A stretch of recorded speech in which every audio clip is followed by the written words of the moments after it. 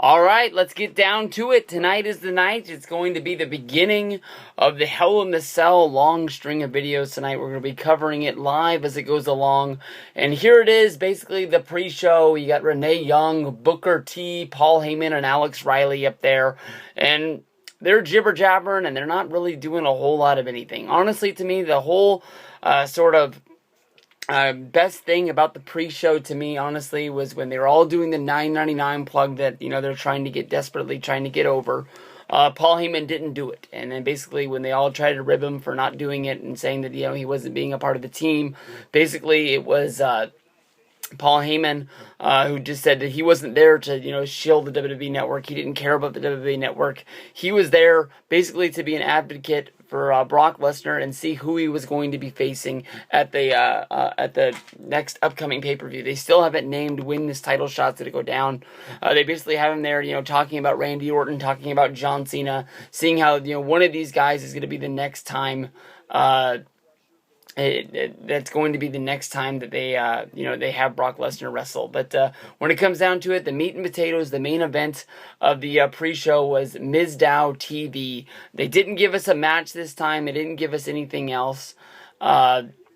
Basically just a little talk show segment. And I think from that segment, basically you're seeing the beginning part of the breakup of Damien Sandow and The Miz. You saw Damien Sandow take credit for being the guy who beat Sheamus, and basically The Miz gave him a stare down, which Damien Sandow had to talk his way out of, basically saying that he works for The Miz, and basically because he beat Sheamus, the win goes The Miz. Nothing goes for him. I would love to see the thing that the Law talked about, basically, with Damien Sandow stepping in to have the match against The Miz, and being the guy who beats Sheamus for the United States Championship, and then we have the feud of who really is the United States Championship, or who would really be the champion. I think that's what I really would love to see come out of this. But basically, the pre-show tonight, honestly, is a little bit of a buzz, a dud, I guess you can say. They've talked about Ambrose and Rollins. They've broken down to the point where they put little bullet points up on the screen. They've talked about Cena versus Orton. They've talked about the Bellas right now. They talked about the tag match. They're talking a little bit about everything, but they're not talking a whole lot about anything. So, I don't know. Thumbs down on the pre-show for being an hour. They really need to figure out what's going on. Right now, I got it in this video because all I'm looking at is Nikki's jugs on TV. So, hopefully she's wearing this pink outfit when she wrestles tonight. Peace out, everybody. See you in the next video. Alright, what is up, everybody? This is Stevie Breach coming to you. It looks like they did surprise us with a surprise match. I never saw this basically promoted anywhere, but go home to the Hell in the Cell pre-show. Mark Henry versus Bo Dallas. I had to run out to the car. I want to be excited in all of my videos tonight, so we'll pop the top on our Rockstar. I'm going to be drinking that. I got some of my Halloween candy from my Halloween candy video that I'm munching on as we go along. Bo Dallas came down to the ring after Mark Henry was in there, basically giving his speech about how he has beat Mark Henry, so he's the new world's strongest man. And right there on the stage, basically, the match wasn't longer than a minute. I'm talking about Bo Dallas got squashed by Mark Henry with the world's strongest slam. They're making Mark Henry look like a beast tonight. I'm predicting that tonight is the night that we get to see Mark Henry turn on the Big Show. I can't wait. This is going to make him look a little bit bigger. He's out in the aisle, still talking smack to Mark. Mark's picking him up. He's gonna he's throwing him in the barricade. We're starting to see the real start of the heel turn. Mark Henry, that was a babyface, wouldn't be throwing Bo Dallas into the barricades. I mean, Bo Dallas was coming down telling everybody that his name now is going to be Bo Washington for the night, and we got Mark Henry yelling to the ceiling. But I'm pumped for an awesome night of wrestling tonight. It's going to be a good one. Mark Henry, Bo Dallas, your opening match of the night, the pre-show. Who knows? I'm not sure what the match is going to be. I know that I know some people out there know. WWE.com probably tweeted it out or posted it up there what the kickoff match was going to be. Or not the kickoff match, because that's what you call the pre-show. But what it was, just the world's strongest slam, the beast, Mark Henry, getting it done. All right.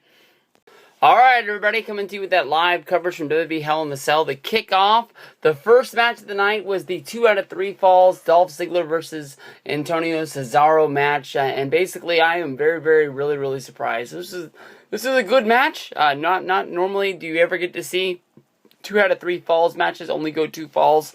Normally when you do, you would think that the heel would come out on top of the victory. But I mean, this is one of those matches that maybe will add some prestige to that Intercontinental title. In these series of matches that I've been talking about, is that, we haven't had a good Intercontinental champion in a good couple of years, and here he is going out there, and he's a very good technical wrestler as well, but he's beating a guy better than him, and a guy that should be higher up on the card than he should be. So, I mean, maybe these are the wins that Ziggler is going to start putting together to sort of elevate the Intercontinental Championship, as well as elevating himself. You go back to the early days, in the 1990s, it was like the Intercontinental Championship was a stepping ground to being the WWE champion. Of course, Dolph being a World Heavyweight Champion in the past, but everybody has been a fan of Dolph Ziggler for a real long time, and they're really trying to push him up there as far as they can. During this, basically the first match was very, very fast, with Dolph Ziggler getting a roll-up victory, and after that, we got to see Antonio Cesaro sort of get caught up against Dolph Ziggler and injuring his bicep, which he worked during the match a whole bunch, going up and down like that, trying to get movement and flexibility into it. I don't think he was really hurt. I think they were just playing into what was going down inside of the match. But that second fall was awesome. I honestly was hoping that they were just going to get the second fall out of the way. Everybody knows that they always go 3 falls, and I bet you there's some people that weren't paying attention to the second fall as well. But we got to see, Dolph Ziggler hit Cesaro with a Famouser, which he was barely able to kick out of. We saw Cesaro muscle Dolph Ziggler up and put him on the top rope and hitting it one of his big suplexes off the top, and that was something that I thought was going to be a finish for Cesaro to get the win, but he wasn't able to do it, and that's what it came down to. Dolph Ziggler gets the big win. It sort of makes him a strong Intercontinental Champion. I think that's what a lot of people were looking for.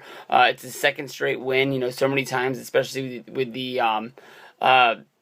Divas Championship. You just see it get passed and forth, back and forth, pay-per-view to pay-per-view, and here he is, putting together a good long little string of wins. You don't really get to see 2 out of 3 falls matches end in 2, so this is something that's honestly really, really special. It was a good match. It maybe wasn't a great match, but Dolph Ziggler wins 2 out of 3 falls in the very first 2 ones, and we're off to a good start here at the WWE Hell in the Cell pay-per-view, putting it together, and stay with me, and we'll be covering the show all night long. Thank you very much. Peace out, everybody. See you in the next one.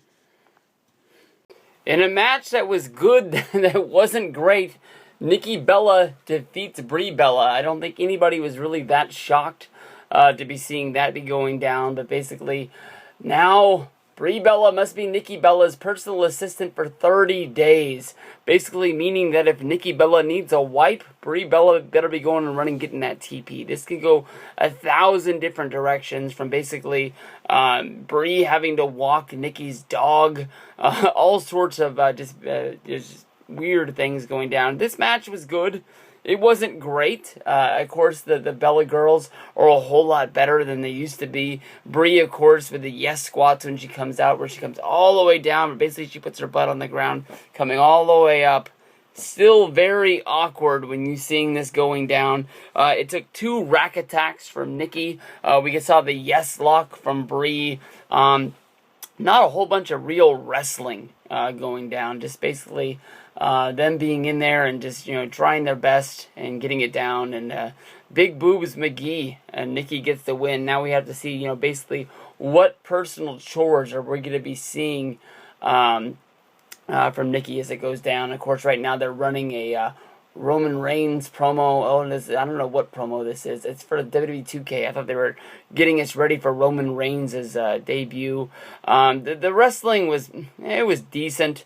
Them acting like they hate each other didn't go that well at all. These two were spotted having dinner and posed for photography. I saw pictures all over Twitter last night. These girls are killing kayfabe. They're what is wrong with wrestling today. I have no clue. I don't know. They made a big deal about Daniel Bryan posting his first thing to Instagram, basically saying that he wanted Brie to get the big win.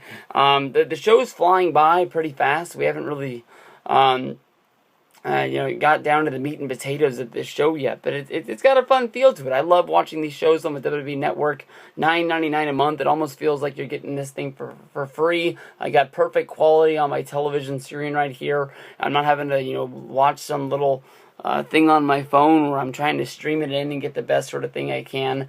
Thanks to WWE and everybody down there for getting it done. The big matches as we get down the road. But in this one, we saw Nikki beat Brie. She now has her own personal assistant for 30 days. What I talked about in my prediction video was basically, Nikki overflowing a toilet and sending Nikki in there with a mop trying to clean it up and a plunger trying to plunge the stuff out. I don't know what they're going to do. That's basically what they did with Hacksaw Jim Duggan in WCW, and they turned him into a janitor when he found the TV title in the trash, and then he started defending it on Saturday night and all things like that. But we're going to have to see more Bella stuff to come.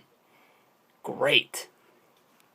You gotta love the heel tactics of the Gold and Stardust. I already fucked their names up. Let's just act like I'm starting all over. You gotta love the heel tactics of the Dust Brothers. Basically, Gold Dust and Stardust wrestled a great match against the Usos. I thought this was very, very fun. We got to see all of them do all of their big spots. Of course, one of my favorites was Cody Rhodes on his entrance on his way down to the ring, getting on top and acting like he's pointing out at the solar system above everybody, giving everybody a great shot of seeing what's going on with him down there.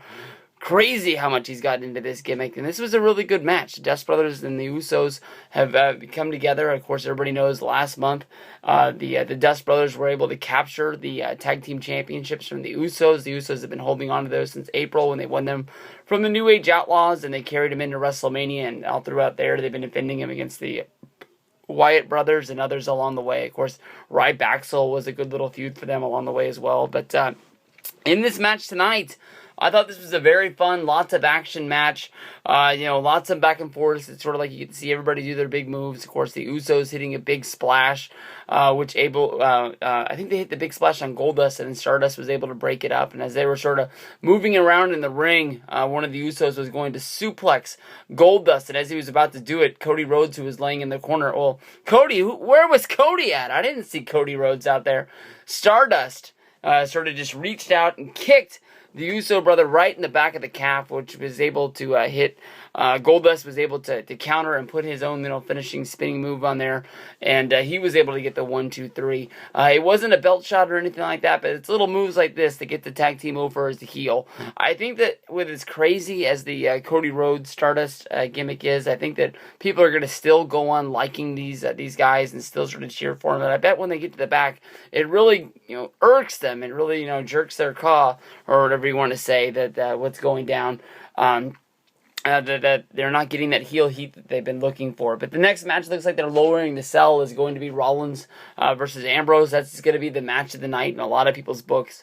I think that Cena and Orton are really going to have to top their game up in order to top this. Really surprised that they didn't give this the main event. Dean Ambrose was able to run his mouth basically saying that if they didn't make it the main event, the rest of the card was going to seem pretty funny. And here we are only an hour into the show and we're getting the big one. But it's going to be a good one when it comes down to it. Orton versus Cena, I guess, is going to be our main event, and that one right there is going to be for the championship. But why do they still have Orton versus Cena on the screen?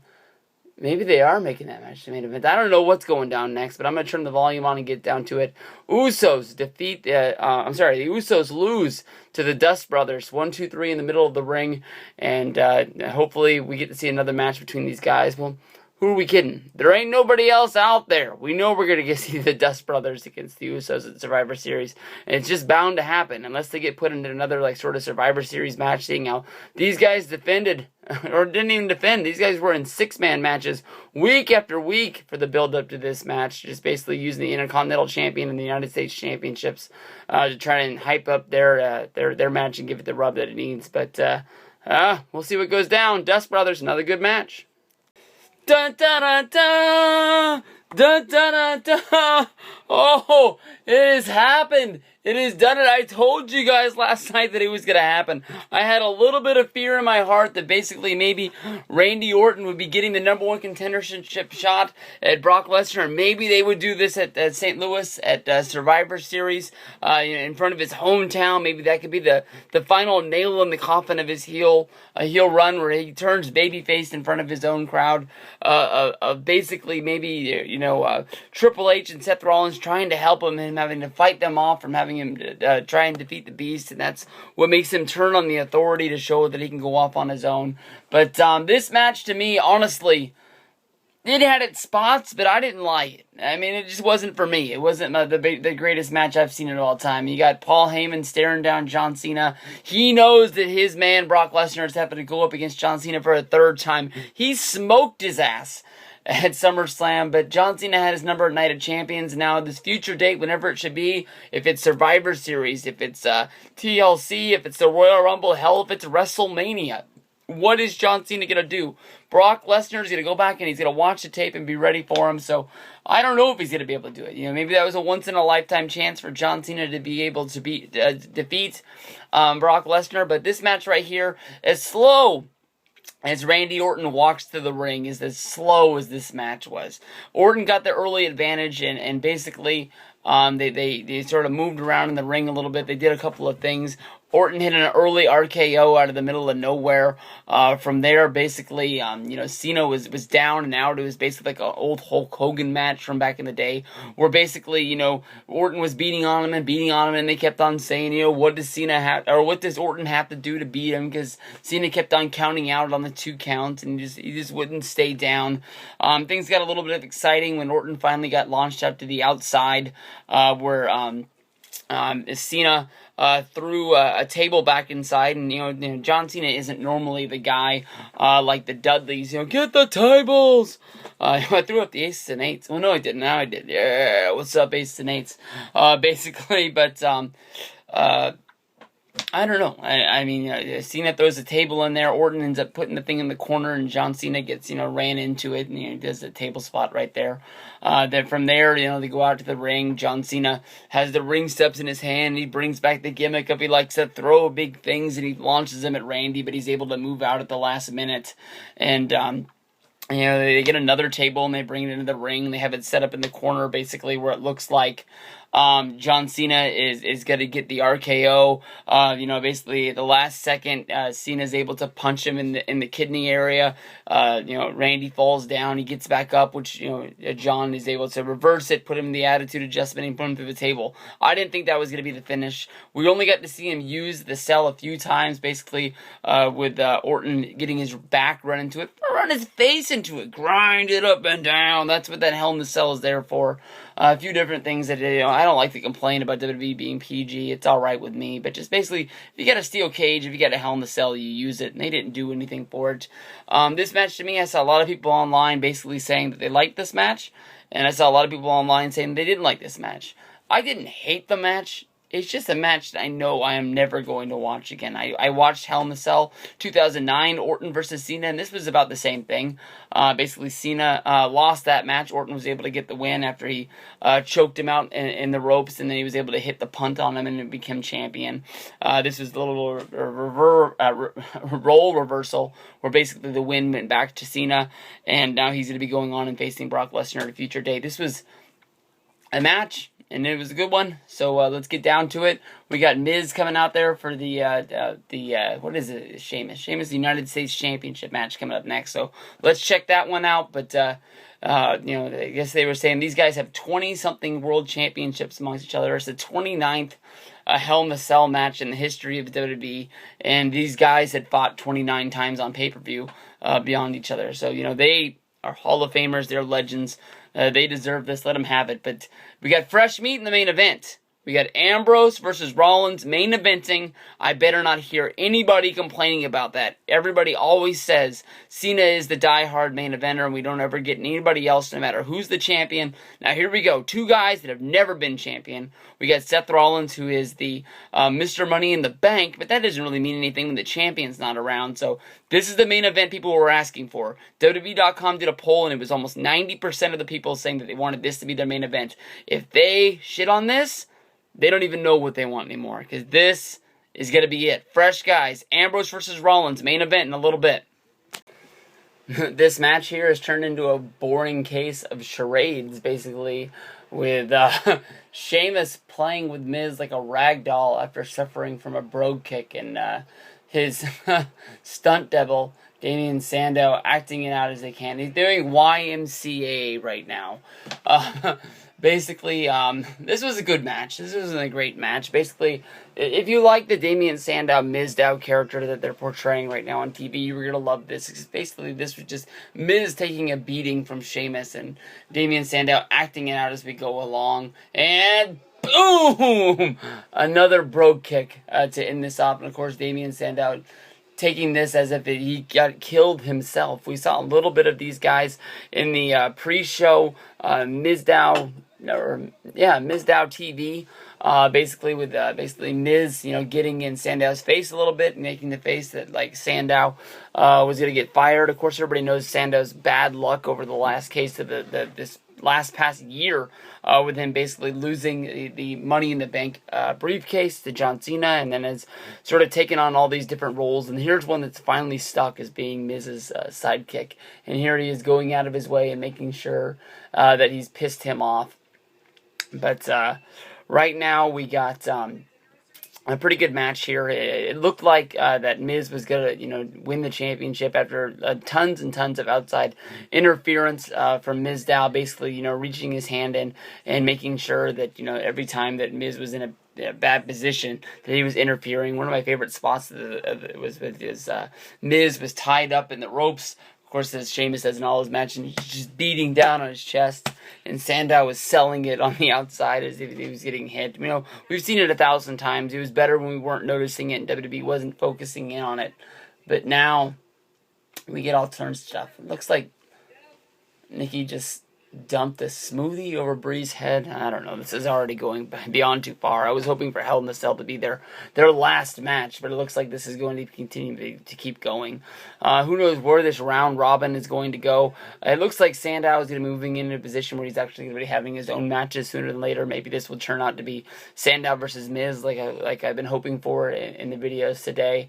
But I don't know who you'd rather be, Miz, or I don't know who you'd rather be, Sandow or Brie Bella with that smoothie on her head. Both of them are in a bad spot right now, and hopefully it's going to get better from here on out. But pretty good match. Like I said, Miz hit a skull-crushing finale, which I thought was over. I thought it was going to be a 1-2-3. Sheamus was able to kick out. When he was able to kick out, he just jumped up, hit the brogue kick, and it was a 1-2-3 right there in the middle of the ring. And Sheamus kept his United States Championship, and maybe he'll be moving on to facing Rusev. That's a big match that a lot of people have been looking forward to. Of course, Rusev got the upcoming match against Big Show a little bit later tonight.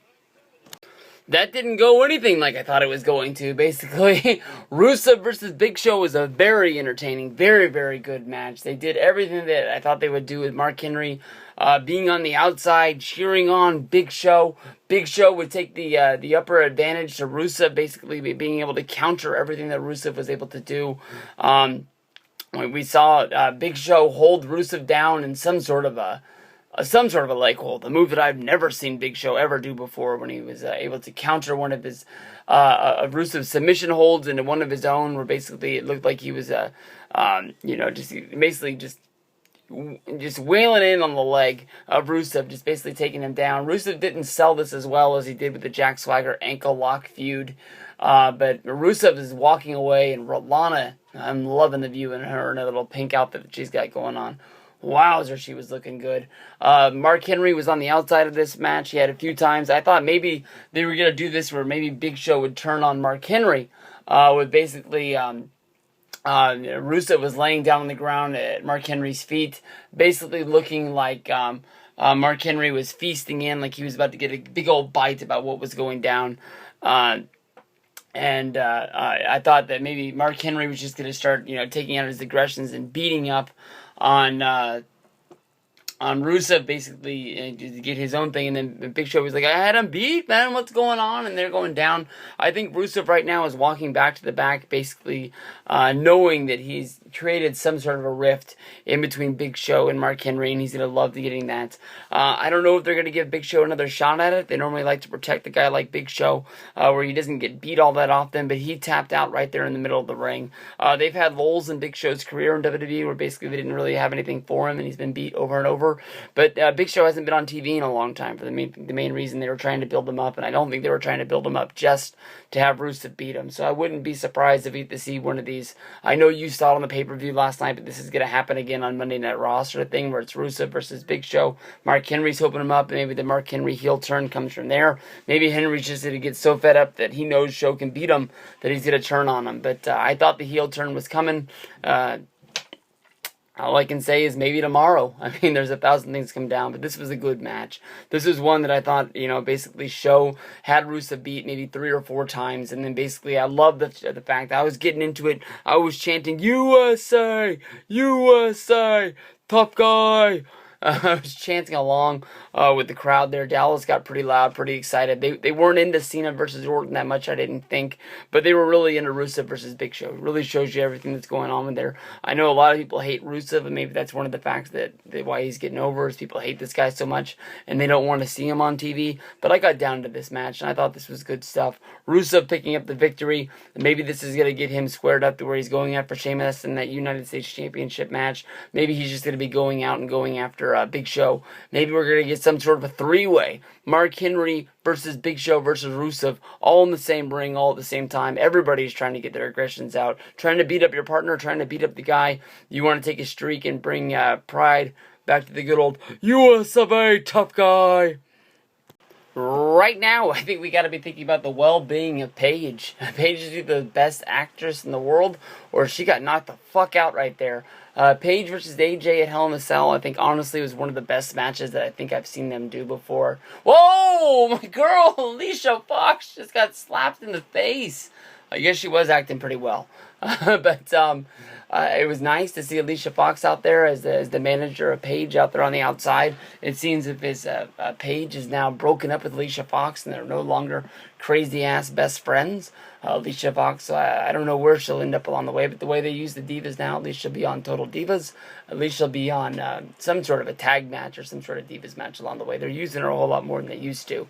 But wow, this is probably the best match that these two girls have had in a long time. I'm not saying that I hope that this goes another match. It went about 6 minutes long. It wasn't the longest match that they've got, but it definitely, they were able to get into the ring and able to work things out and do it the best way that they've done it. Very, very good stuff. Very, very fun. And it all came down to a spot on the outside, basically, where Paige came down and hit her head on the barricade, and she was knocked out on the outside. The count the referee was getting, I thought that maybe AJ or the referee had told Alicia Fox to pick up Paige and throw her into the ring because they didn't want the match to end as a count out. But I thought Paige was knocked out. I thought she was knocked stupid, and I thought she was on the outside. Basically, just all done. Murder, she wrote right there on the outside. She walked right into the ring, walked right into AJ's spiderweb finisher. She locked her up, and she was tapping out in no time. With all these girls have had the matches, AJ versus Paige. We haven't seen the champion defend yet, so AJ is the first girls to get 2 wins in a row on each other. I guess they've been going back and forth every time they fought. So that's one good thing that Paige isn't right off the bat a 3-time Divas champion, and hopefully she'll be able to work for a real reign. You go and you give a whole bunch of legitimacy to this title basically by letting AJ have it for almost a whole calendar year of I think 300 days or whatever the heck it was, and now you're just tossing the title back and forth out the window like crazy. Ambrose versus Rollins is going to be the main event. I'm pumped up for it. I'm really glad that they really gave this the main event, and we're going to have to see what this one comes down to. But I'm glad that AJ and Paige actually had a good match. For a long time, I thought, you're a good wrestler and you're a good wrestler, but for some reason, you girls can't wrestle each other. But this was fun. This was good. I guess Alicia and Paige won't be together anymore. AJ was out there. Alicia Fox was looking pretty damn nice. Maybe Alicia Fox will be able to get a title shot out of this. Maybe she'll be able to get in there because she did get to beat AJ on her own. So maybe that's what it does. But then again, Eva Marie around SummerSlam time, she beat the champion twice. Natalya beat the champion twice. Neither of them ever got a title shot. So, who knows what's going on with Divas Division. All I know is that big rumor that everybody says out there that basically if you're on Total Divas, you can't have a championship. So basically that means AJ is going to be the champion for the rest of her life. Peace out, everybody. Wowzers. That was the main event right there. That was great. That was good. I think this is the match that more than likely years later we're going to remember the finish more than we're going to remember the actual match. But the Seth Rollins and Dean Ambrose definitely deserve a round of applause from everybody out there. This was a damn good match. Bray Wyatt makes his return at the end. Basically, as Ambrose looks like he's about to go for the win, he has Rollins' head down on some cinder blocks in the center of the ring, and it looks like he's going to be going for a curb stomp of his own, and then he'd be going for the 1-2-3. All of a sudden, the lights go out in some sort of thunderous chant that I couldn't really understand on my television. It sounded like he was saying something and then repeating it with yes sir, and this went over and over again. TV went black for about a minute. They really soaked it in for a long time, and then once it finally came, Ambrose was standing in the corner. You could see that everybody in the arena was holding up their phones, and basically it was much like the Wyatts. There was a lantern in the middle of the ring that just stood there lit for at least about 15 seconds, which felt like an hour. And then finally smoke started pouring out of the bottom, much like when Paul Bear would open up the urn and light would pour out from the top and it would shine all over the arena. This smoke just kept on coming out just oh so perfectly, and it was awesome. This was honestly very, very good stuff. Turn this down so you guys don't hear R-Truth rapping in the background. I don't know if there's going to be a post-show or not after this, but they're hyping up these rivalry shows and Monday Night Wars throughout the show tonight. But basically, Bray Wyatt comes from outside of the mist. He basically ambushes Ambrose, he slams him down to the mat, does that backwards crab walk in just something of a way. It was a beautiful main event. It was just really, really, it was a good show all over. There was a few matches that could have been better, and there was some matches that were really, really good. It was really fun to spend this time watching this. Ambrose came down to the ring, basically prepared for war. The ring was stocked with chairs and tables. He came down wearing a backpack that was filled with goodies, duct tape. He had a kendo stick. Basically, when he came down to the ring, he didn't get inside of it. He just climbed up to the top. Rollins came down with his personal security guards, Mercury, and they climbed up to the top, and JB Noble and Mercury basically were told to get Ambrose and bring him down. The fight started. Ambrose had a kendo stick, so he's fighting off both guys. Rollins went up there and attacked him from behind. Man, it's high. I don't know who's going to be out there watching this who was at the show. You just saw the match, so I don't think you're going to be coming home and checking out reviews. But if you are, I mean, when we sat 8th row at WrestleMania 28, and they had a Hell in a Cell match. Undertaker, Shawn Michaels, and Triple H all stayed in the ring. So basically, it was confined. But I mean, what is it like really watching the guys fight up on top? I remember going to a Nitro, which had a Hell in a Cell match, which was under some other name. It was Flair versus Vince Russo. Yes, they had a Hell in a Cell match in WCW. And I remember them fighting up on top for a moment or two. And I had seats like in the hundreds. But what is it like on the floor? I can't wait to ask my buddy Victor, who was at this show, and see what was going down. But they fight around on top, and then basically the match hasn't even started yet. And basically, as they're trying to climb down there, they're fighting each other. There's a double bump off of the cell through both of the announce tables, Spanish announce table and American announce table, with JBL, King, and Cole on it. Rest in peace. They're dumb. I'm sorry, not dumb. They're done. It's over. And basically, both of these guys are getting stretchered and carted out. They have neck braces on. They think both of these guys are dead, and basically we're not getting a main event. Finally, from a long, long time, Ambrose gets this shit together, starts fighting all the EMTs off, gets off of his, goes up to the top of the ramp, attacks Rollins, and the fight is on from there. Finally, they get down into the cell. Ambrose orders for the cage door to be locked, and from there, once they get in there, it's on like Donkey Kong, and he's inside, the Devil's Playground. Both guys have a chance to get an advantage in the ring, but it was Rollins getting a curb stomp, and then there was some fighting back after that. Ambrose brought the cinder blocks in, much like, sort of like, this is what put me out, so this is what I'm going to use to put him out, and that's, of course, when Bray Wyatt came and ran interference. But damn good show. Claps all around. Damn good match. Bray Wyatt, put it into a very good sort of situation. Bray Wyatt versus Dean Ambrose is something that I think could help, elevate both guys. Bray Wyatt is in some desperate need of some help. He hasn't had a good sort of feeling around him since WrestleMania losing to John Cena. So, we're going to have to see. It's going to be a fun one. Thank you guys, everybody. This was an awful nice night to sit back and watch some wrestling. I was very grateful to have a morning shift today, but I have a morning shift tomorrow, so I got to get going. Peace out.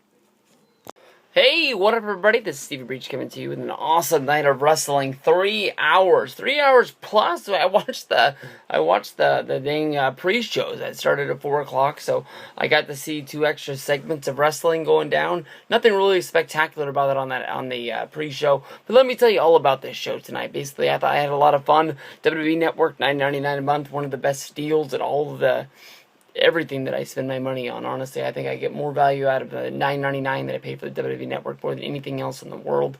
I remember at one point wondering if I would pay $15 for it, and right now I know it's so branded at $9.99 that they probably can't change the price even if they wanted to, even though a lot of people like the rumor that they will. But, I would easily see myself paying more for this than anything else. These pay-per-views for $9.99 are a direct bargain, and I think everybody got what they paid for tonight. There was a few matches on this show that, definitely you got your money's worth.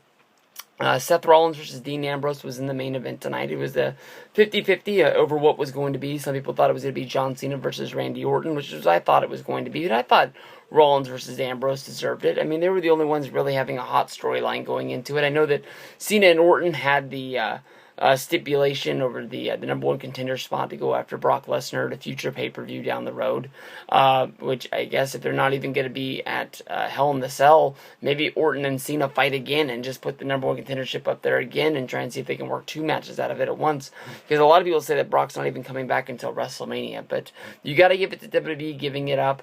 They did ask on WWE.com. I know not all wrestling fans go to WWE.com and cast their votes, but 90% of the people said, hey, we want Seth Rollins and Dean Ambrose to be the main event over Randy Orton versus John Cena, and WWE gave us what we wanted. I mean, basically, since before, I guess right after WrestleMania, it was the night of Payback. They wrestled their last match. The next night on Raw, they turned on each other, and I think everybody saw that, Dean Ambrose chair shot on Seth Rollins, which I think was supposed to be sort of, a photographic, a copy of Ambrose hitting Reigns with the chair, and which sort of led to all this down the road.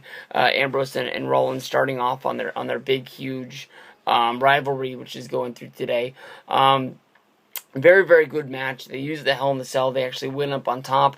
They didn't do anything where they went through the cell or through the door. Basically, Ambrose just went up there and said, you want to start the match? This is where we're going to start it. Seth Rollins sent Noble and Mercury after him. But basically, they weren't able to get him down there. Rollins brought his own stack of weapons. I apologize. Ambrose brought his own stack of weapons with him. He was hitting Noble and Mercury with a kendo stick. He was whacking them off. Yeah, he was.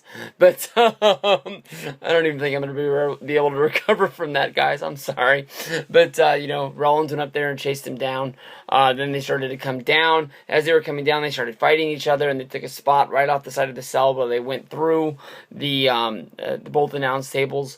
They were down there on the floor for a long time. EMTs came, took them both out on stretchers, making it look like the match never started, so there was no finish. And basically, Ambrose came to. He got off of his gurney, went up and attacked Rollins, got him down into the cell, and ordered him to lock the cage, and the match was actually started. From there, the ring was fully stocked with chairs. They had ladders. They had just about anything you can want. Ambrose picked up a roll of duct tape, started to unravel it, and then just sort of threw it out like he didn't want it. So I don't know why they brought it down there if they didn't need it, but maybe they had a spot in mind and it just didn't work out.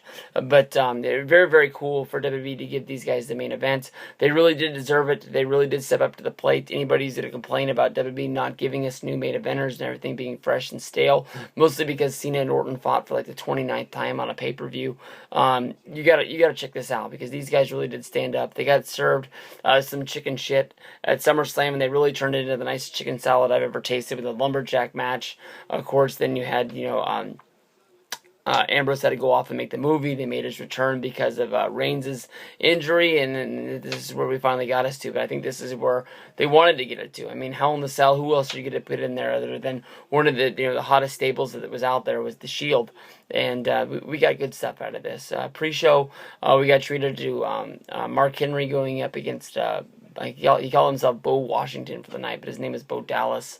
That match is basically just a squash. Mark Henry walked up, delivered the world's strongest slam, and in 30 seconds the match was over and done with.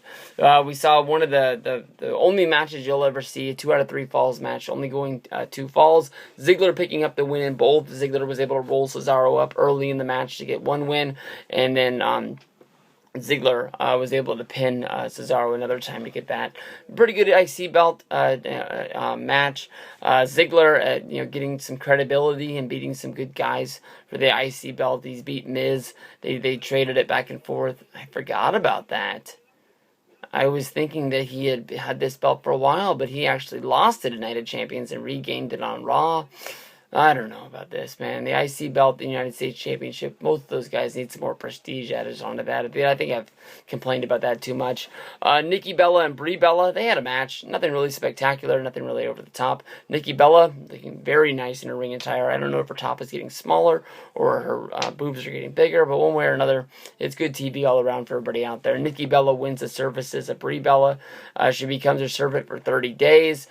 Brie Bella had to load up Nikki's car, and then Nikki Bella dumped a smoothie or some sort of a protein shake or something, maybe it was even a cup of yogurt or oatmeal, over the top of Brie Bella's head, and Nikki Bella drove off as Brie was going to be hating her life for the next 30 days. I know everybody was wanting this Bella's sort of feud to end, but it ain't over. It's going to keep going, and we're going to have to see what we get to for Survivor Series.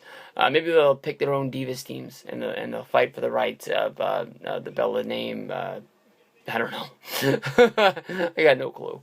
The Goldust and Stardust, the Dust Brothers, they fought against the Usos. They had a very good tag team match.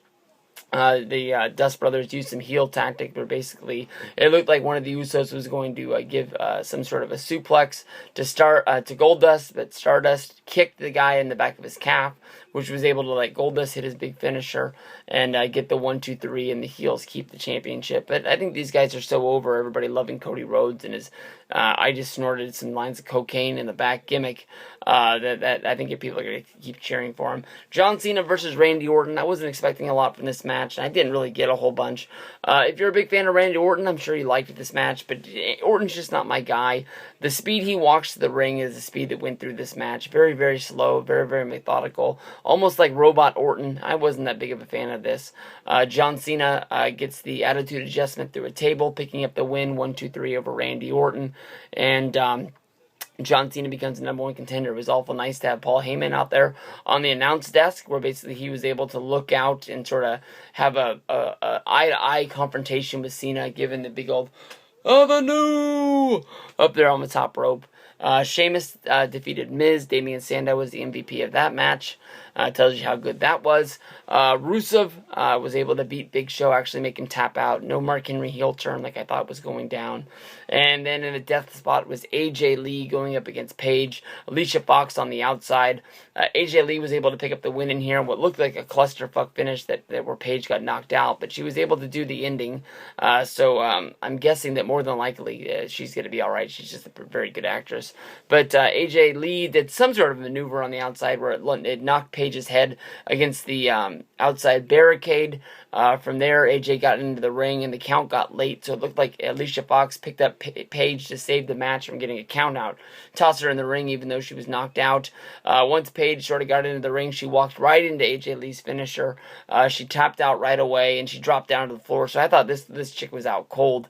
From there, AJ Lee skipped off with her Divas Championship. Alicia Fox got in the ring to pick Paige up, and I thought it was like to haul her limp body to the back, but Paige sort of recouped, slapped Alicia Fox, ending their friendship and going from there. Rollins versus Ambrose was an excellent way to end this night. I thought this was a good night of wrestling. I think everybody should have enjoyed this. Hopefully everybody turned in and got the $9.99. I love going after people on Twitter for basically asking for streams and asking for links to watch the show. It's only $9.99, people. I mean, come on. I mean, I have no understanding why people don't get the network and it doesn't have a better number than it should.